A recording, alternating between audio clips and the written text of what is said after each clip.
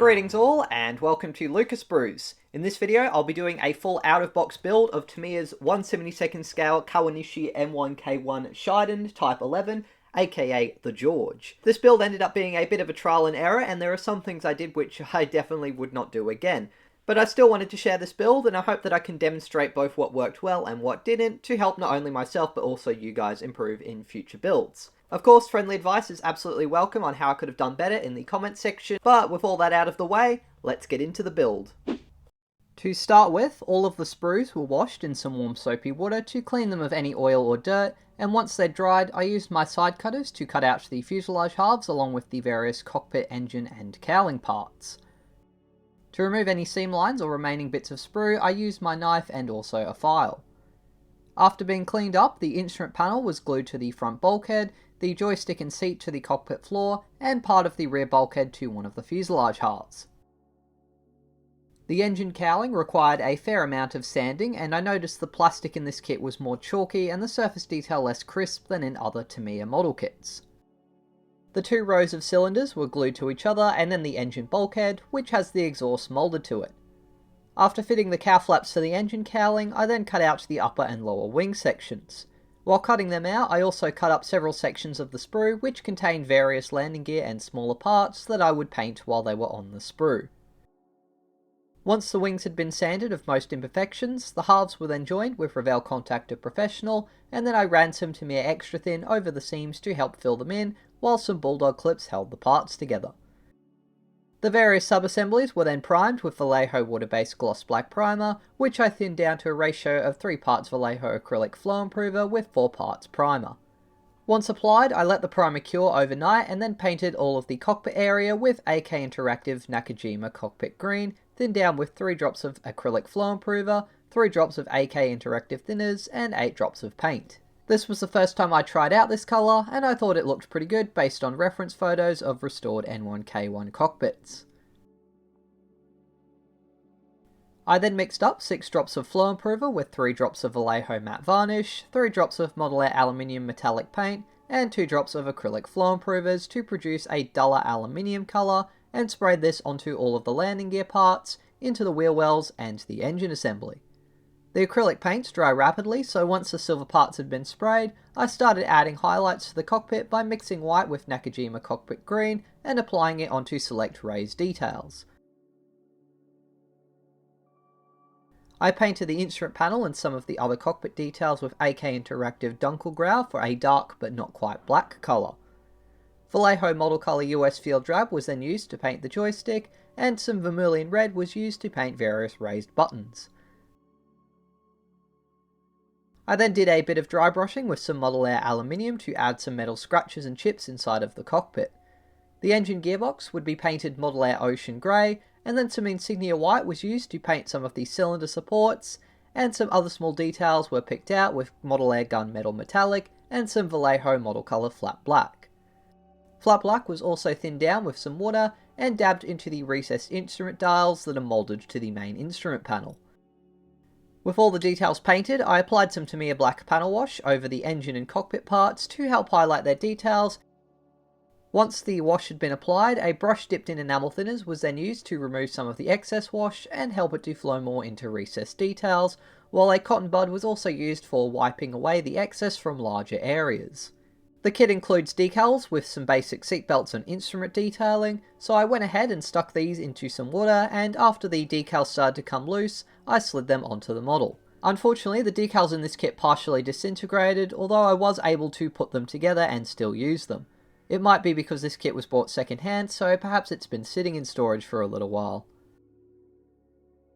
Once the decals were in place, I applied some decal adhesive over the top of them, although I should have applied the adhesive first and the decal later, rather than the other way around like I did here. While the decals dried, I went ahead and glued the two fuselage halves together with Revell Contactor Professional, and while the glue bonded, I held the halves together with some masking tape, and then ran some Tamiya Extra Thin along the seam lines to fill the gaps and strengthen the parts bonds. The cockpit was then assembled, and once I dotted some Vallejo gloss varnish onto the instrument decals dials to give them a behind glass look, I slid it into the fuselage from underneath and glued it into place. The wings were then attached to the underside of the fuselage, sealing the cockpit in. The engine assembly could then be glued to a keyed mounting point at the front of the fuselage, and after running some extra thin to try and seal the gap between the fuselage and wings, I then glued the engine cowling to the front of the aircraft. The horizontal stabilizers were then cut out, sanded and glued into position, and with that everything but the landing gear, propeller and finer parts had been assembled onto the model. Some gaps were still present between the fuselage halves, so I filled them with a bit of Vallejo water-based putty, and after a few hours to allow the putty to cure, I then sanded the excess away and smoothed the slightly chalky surface of the model's plastic with some 2000 grit sandpaper. For this build, I decided to experiment with adding a stressed skin effect to the rear fuselage and wing fairing, which often have dents and imperfections in reference photos of more well-used N1K1s. To create them, I tried making small cuts with my Stanley knife. This was the first time I'd attempted something like this, and if I was ever going to do it again, I would say it would be much better to try and create the dents carefully using a small Dremel. With the knife, the effect was too jagged and strong, so to make the dents look more organic and blend them with the fuselage skin, I then tried sanding them down, and then applied some Tamiya extra thin to smooth the surface, before rescoring some of the lost panel lines. The effect was still too strong, so I tried filling the dents with some Vallejo water-based putty, and once again doing more sanding to make the dents more subtle. I decided to then prime the model to see how the dents looked, so I masked off the cockpit engine and wheel wells with some blue tack, gave the model a quick wipe down with a microfiber cloth, and sprayed the entire model with Vallejo gloss black primer. The top and bottom of the aircraft were both sprayed in gradually built up layers, until eventually the entire model was a smooth, uniform glossy black, and it was then set aside for 24 hours to allow the primer to cure. After priming, I found that the dents were still very deep, plus there were scratches visible from the knife and sanding, so I applied some more of the water-based putty, and once it had dried, I sanded everything down once again.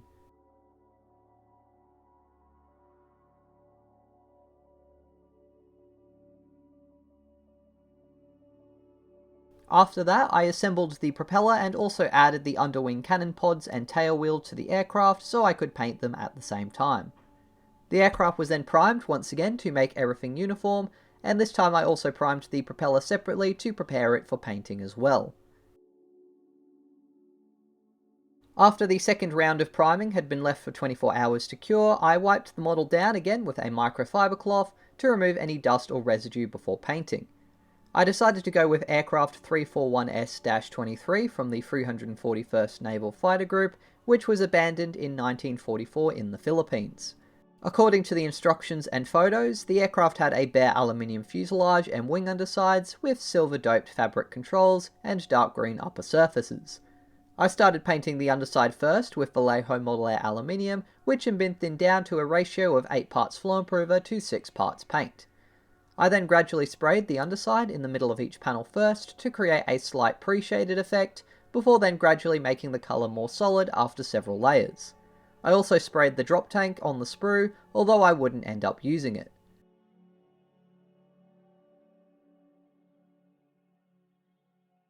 Dash 23 had a lot of infamous Japanese chipping and a rather scruffy looking paint job, so I decided to paint the upper surface in aluminium as well to use as a base coat for some chipping effects.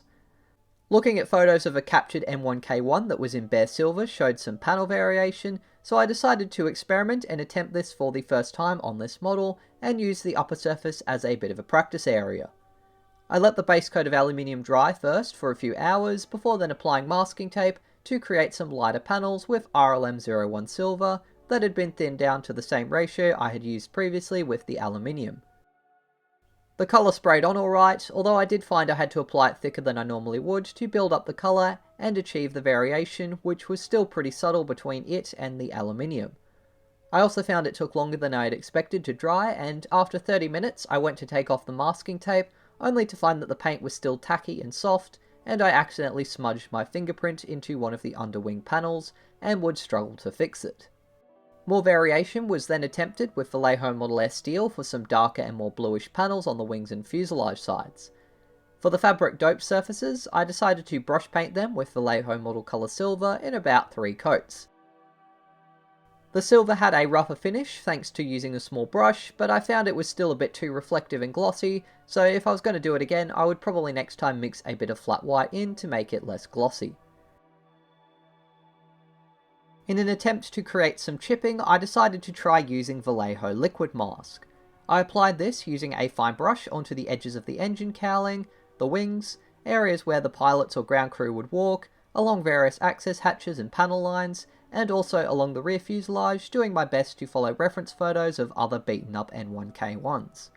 Maybe I didn't apply the liquid masking on thick enough, because in the end I found it didn't do a lot in some places, and it certainly didn't leave as much exposed metal as I'd planned, and I would have to still later on revert to sponge chipping and brush techniques to fix things up. Before then spraying the upper surface green, I masked off the underside of the wings and fuselage with a combination of masking tape and AK Interactive masking putty, and once that was done, I mixed up 5 drops of flow improver with 4 drops of Vallejo Model Air 71325 Imperial Japanese Navy Dark Black Green. This was painted first along the panel lines, and then I filled in each area to carefully build up the paint and create a subtle pre-shaded effect like I'd done with the aluminium, but reversed to make the panel lines darker. This was the first time I'd sprayed this colour onto a model, and I have to say I really loved the look of it.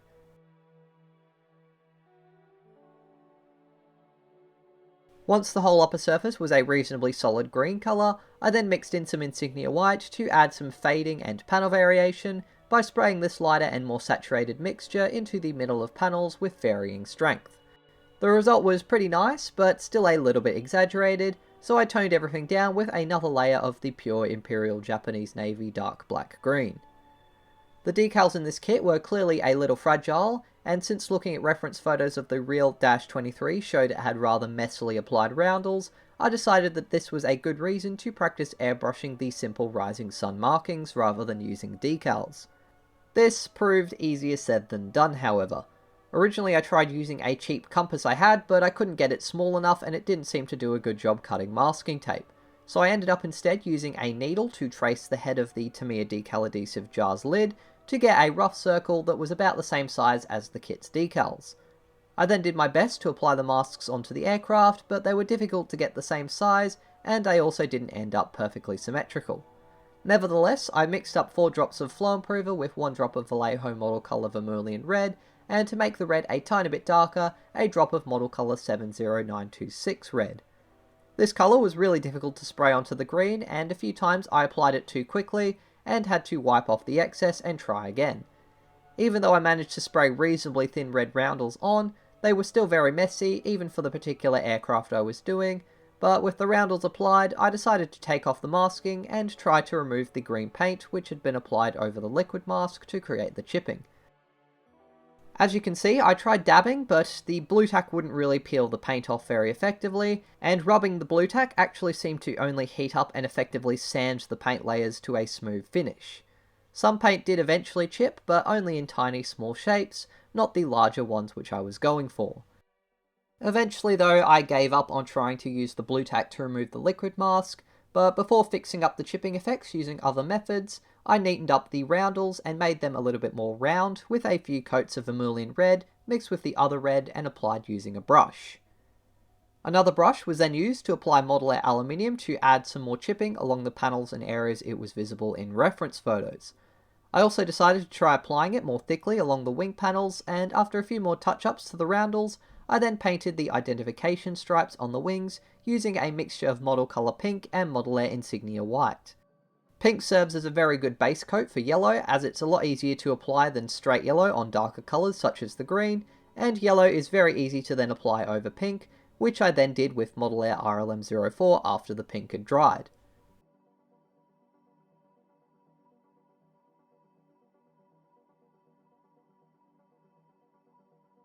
Moving back to the chipping, the shapes were still very soft and my brush corrections needed to be neatened up a little bit, so I decided to try using a sponge to apply some of the Imperial Japanese Navy Dark Black Green around the edges of the chips, and I also dabbed it over some of the smaller ones to tone them down. Eventually the chipping looked more subtle and the edges were more jagged, although I would still end up doing some finer chipping and some other smaller touch-ups later on using a brush. For now though, I gave the entire model a coat of Vallejo gloss varnish to provide a smooth surface for the few decals I'd be applying, and after letting it cure for 24 hours, I cut out the decals I wanted for -23, stuck them in some warm water, applied Tamiya decal adhesive where I would be putting the decals onto the model, and then I attempted to slide the decals into place. Unfortunately, like the seatbelts and instrument decals, they all pretty much disintegrated. I was with much pain able to reassemble the left side's tail serial, the small build plate under the horizontal stabilizer, and the wing markings, but unfortunately the right side serial lost part of its text, and the numbers of the landing gear doors disappeared. I ended up making a decision to pick up another N1K1 from Hobbyrama for a future build, since it wasn't really too expensive, and that way I could use the spare decals from that kit to finish this model. Fortunately, the new decals were much easier to apply, so once they were in position, I then set the model aside for a few hours to allow the decals to cure, and in the meantime painted the propeller assembly with 3 drops of Vallejo acrylic flow improver mixed with 1 drop of model colour saddle brown for a distinctive reddish brown propeller blade colour. This first layer of paint was then allowed to harden, and within about 20 minutes I then masked off the blades and sprayed the middle of the spinner with Imperial Japanese Navy dark black green to match the fuselage. The tyres of the main wheel and tail wheel were then painted Vallejo model colour Panzer Grey for a faded tyre colour, and once the propeller markings had been painted pink, I masked off the aluminium, which I wanted to keep glossy on the underside of the aircraft, painted the propeller markings a final coat of RLM4 yellow, and then gave the propellers, aircraft, and all of the smaller sprues I'd painted a few passes of Vallejo matte varnish to seal everything in and give the green upper surfaces a more dull flat finish. Once the varnish had cured, I then removed the masking from the underside, engine, and the cockpit. The gearbox needed to be repaired by gluing it back onto the engine, and once that was done, I started assembling the landing gear. First I glued the top door to each strut, and then the strut to the outer end of the landing gear bay, and once it was in position I added the smaller inner strut. Much like on the real aircraft, the landing gear is a bit fiddly and rather fragile. The small inner doors were then glued into place on the fuselage, followed by the main wheels to the struts, and since -23 appeared to have some of its lower landing gear doors removed, I left them off. The aircraft's external oil cooler was then cut out, cleaned up and glued to the underside of the aircraft, and to finish up the landing gear I glued the tiny flaps that are at the top of each strut towards the edge of the wing. The last smaller parts to then add were the cannon barrels, fuselage antenna, and the pitot tube.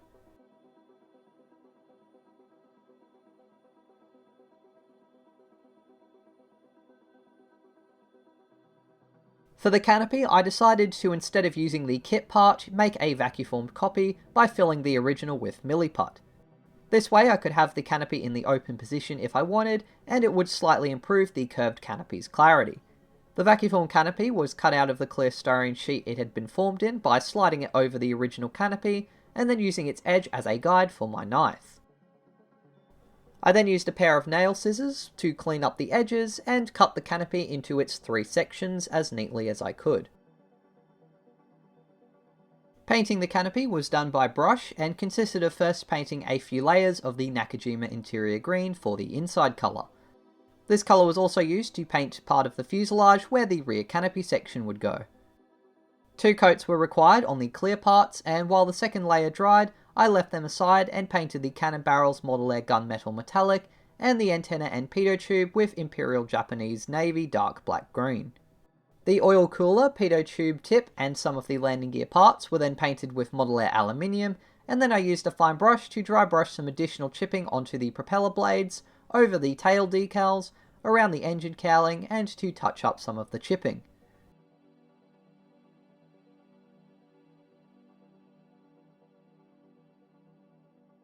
The clear gunsight was painted on the sprues, first with aluminium around the base of the sight, and while that dried, I returned to painting the canopies with 2 coats of their external colour of Imperial Japanese Navy dark black green to match the fuselage.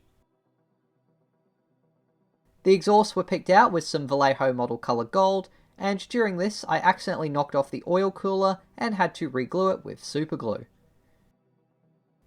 To highlight some of the panel lines and add a bit of grime and shading, I now got out some Tamiya black enamel panel accent and applied it along the recessed panel lines of the left fuselage and a wing upper surface, before then streaking the excess back with a brush dipped in enamel thinners and a cotton bud to remove the excess panel liner and streak it in the direction air would flow over the aircraft. This process of applying the wash and then removing the excess was then repeated across the whole model until all of the panel lines had received the wash and the excess had been removed. In some of my recent builds, I've tried out odourless thinners instead of X20 enamel thinners to avoid damaging the delicate Vallejo varnish coats, which seem to struggle with the enamel thinners. I found, however, that since the odourless thinners are less aggressive, removing them ends up requiring more rubbing than with the enamel thinners, so it still also does a bit of damage. In this case, however, the enamel thinners did their job well, and by gently and trying not to flood the model surface with thinner too much, the varnish survived the process unharmed. Since the N1K1 is powered by a radial engine, I also dabbed some of the enamel wash around the bottom of the engine cowling to simulate some oil stains and marks, which are unavoidable with engines of this type. The paint on the canopies had by now well and truly dried, so I then got out a sharp wooden cocktail stick and used it to remove the excess paint by carefully running the sharp edge along the edges of the canopy frames to scratch any excess paint off. Flat black was then used to paint the framework for the Gunsight, and to finish it off, a bit of model colour saddle brown was then dabbed onto the leather part of the sight before I moved on to some oil paint weathering.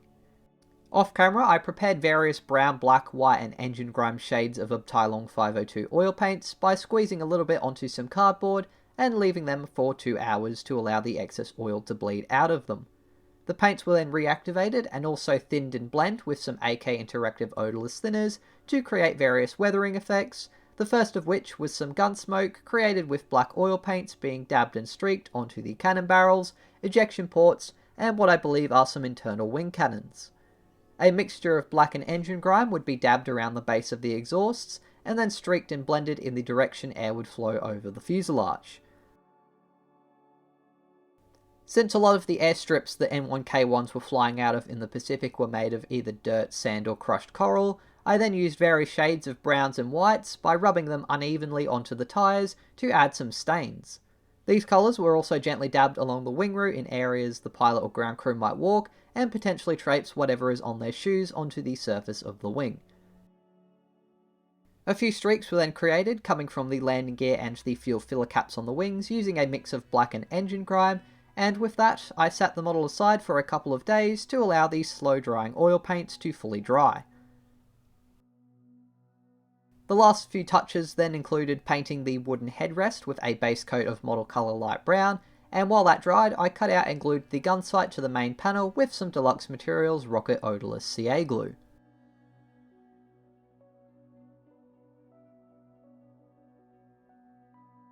The brown still wasn't fully dry after I'd added the Gunsight, so I also added the rigging wire for the antenna. This was pretty easy to do for this kit. I simply superglued some AK Interactive mega thin rigging wire to the antenna, stretched it to the tail, dabbed on some superglue, and then once it was in place I trimmed away the excess rigging wire. To add some texture and wood grains to the headrest, I used both Vallejo model colour wood grain and natural wood textured paints by applying them using a fine brush in the direction of the grains. I then finished off the headrest by painting the metal top part with some model colour natural steel. With the headrest painted, I could then glue the front and rear canopy section into place with Deluxe Materials Rocket Odourless CA glue, taking care to line up the parts using the middle canopy section. The odourless CA glue takes a little while to fully bond parts such as Vacuform Canopies, which have very thin edges and therefore very small contact points for the glue. But the odourless CA glue is good in that it dries strong and it won't fog up the clear parts. The final details to add were the lights, which were painted Model Air RLM01 Silver as a base colour, and I also used this colour to paint some parts of the unpainted landing gear struts. After the RLM01 Silver had then dried, I could then paint the left nav light with Tamiya Clear Red, and once the right light was then painted with Tamiya Clear Green, my build of the Tamiya Kawanishi N1K1 Shiden, aka the George, was finally completed. And here you can see the final result. So negative stuff out of the way first, I think it's probably my most messy recent build, and while part of that is what I was going for, as 341S-23 is a very rough looking aircraft, I'm not sure I fully liked the results I achieved. The dented stressed skin effect really didn't work, the wing roundels aren't symmetrical, the chipping is a bit unconvincing to me, if you look really closely I damaged one of the exhausts, and if I'm being a bit nitpicky, the yellow markings were a bit rough and I probably should have masked and airbrushed them on. Nevertheless though, I learnt a fair bit about what works for me and what doesn't, so in future builds where I want stressed skin, I'm going to try, as mentioned, a Dremel instead so I can get more round shapes and avoid these small scratch marks from using a knife. If I ever want to spray roundels on again, even if they are supposed to be a bit messy, I'm going to try and make sure I have a proper compass to cut the masks with, and in the future I might try Vallejo chipping fluid once again, or possibly even the same liquid mask technique I used here, but this time ensure I apply the mask much thicker to achieve heavy chipping effects. On a positive note though, I really liked the oil paint weathering, and especially the Vallejo Model Air Imperial Japanese Navy Black Dark Green. I have some other Imperial Japanese Navy colours from the Model Air range to try out on some A6M30s and Betty bombers, which I'll be building soon for my developing Battle of Milne Bay stop motion series. This kit is certainly not Tamiya's finest, having a decent but not great fit, much less crisp interior and landing gear bay details that are common in other Tamiya kits, and as mentioned, the plastic seemed a lot softer and had a slightly chalky texture. The newer decals though are typical of Tamiya, being very thick, but at least they didn't fall apart like the first set. Despite this though, I still enjoyed the build, as it was nice to just grab a box off the shelf and build something simple yet decent, and it certainly looks like an N1K1. Fortunately, this kit seems to be very easy to get and also pretty cheap, with them rarely being over 20 AUD in Australia, so it's not like Tamiya are charging the same rather high prices they do with their better toolings. If you're after a simple build of a rather strange aircraft, this is definitely a good one. If, however, you are after a hyper-detailed N1K1, you're definitely going to have to get a bit of aftermarket. In terms of my plan for the second kit that I picked up during this build, I think I'll try and 3D print some new parts, including a new cockpit to add a bit of detail, probably do a less weathered scheme, and when I eventually do it, I'm sure that I'll be applying what I've learnt from this build, and hopefully ending up with a much better result. Thank you very much for watching this build video. I do hope you enjoyed it and got something out of it. If you did, please be sure to leave a like and subscribe to the channel if you haven't already, so you don't miss any future builds. A massive thank you to my wonderful patrons who helped to fund not only me buying this kit, but also the products I used to make it and the time I spent working on these videos. So without you guys, it wouldn't be possible to keep this going, and I really appreciate it. If you want to help financially support my channel, I'll leave a link to my Patreon page, as well as my cult shop where you can buy my 3D designs, and also my eBay store where you can buy secondhand model kits in Australia. As mentioned, this build was a bit of trial and error, so friendly feedback and advice is more than welcome in the comments section, and I'm looking forward to next week sharing my build of the Tamiya 1/72nd scale Mustang, which fortunately went a little bit better. Otherwise though, that's it for now, but until the next video, as always, take care, and model on.